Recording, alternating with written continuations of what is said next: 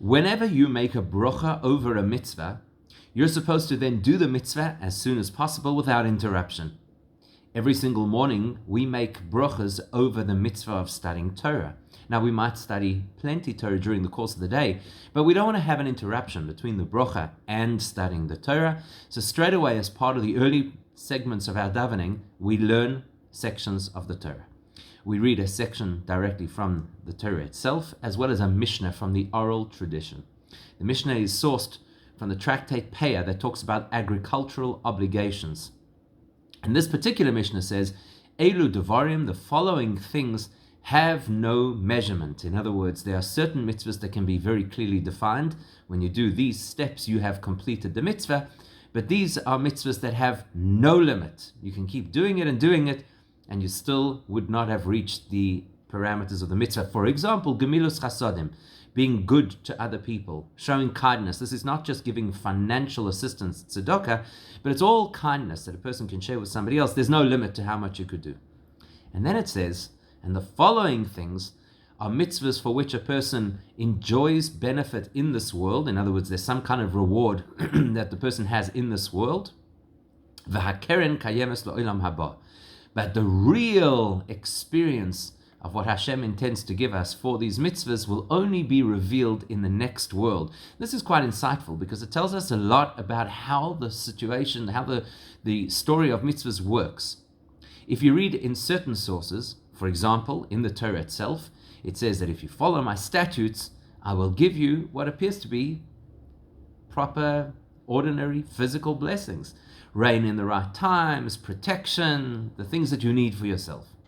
When you look in the Talmud, there are many statements in the Talmud that indicate that schar mitzvahs b'hai al meleka, that there is no reward for mitzvahs in this world. The reward for mitzvahs are reserved for the next world. They're a spiritual experience that a soul has after it enters Gan Eden. And this Mishnah seems to say, well, it's a little bit of both. You get some of the reward in this world and some of the reward only in the world to come. So what does it mean? We have a principle which applies in life, but in this case we apply it to how Hashem interacts with his world, that sometimes in life there's what you really want and then what people see that you want. Let's say, for argument's sake, a person runs a business.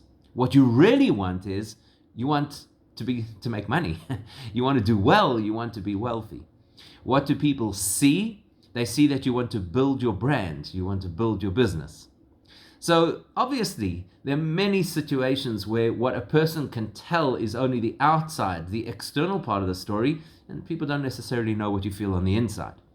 Likewise with Hashem. What did Hashem want to create? That's what we observe. He created an entire universe, physical universe, and then beyond that, a whole series of spiritual universes. That's what he wanted, right? Well, that's at least what we see. But what does he really want? What was the real motivation behind that creation?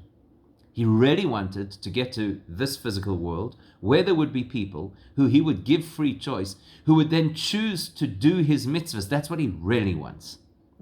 So in this world, you could get, because of what you've done, you could get some kind of a reward that would belong to the context of this world, the created reality.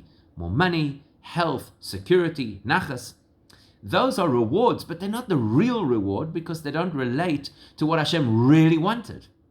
At some future point, firstly for a soul when it enters Gan Eden, and primarily in the time of Mashiach, we will get to enjoy and benefit the real investment that Hashem made in this world. The fact that he sees value in us for the mitzvahs that we have done. Not that the mitzvahs are a means to an end, more money in my bank account, or nachas from my children. But then we'll get to appreciate that the real greatness of the mitzvah was the mitzvah itself.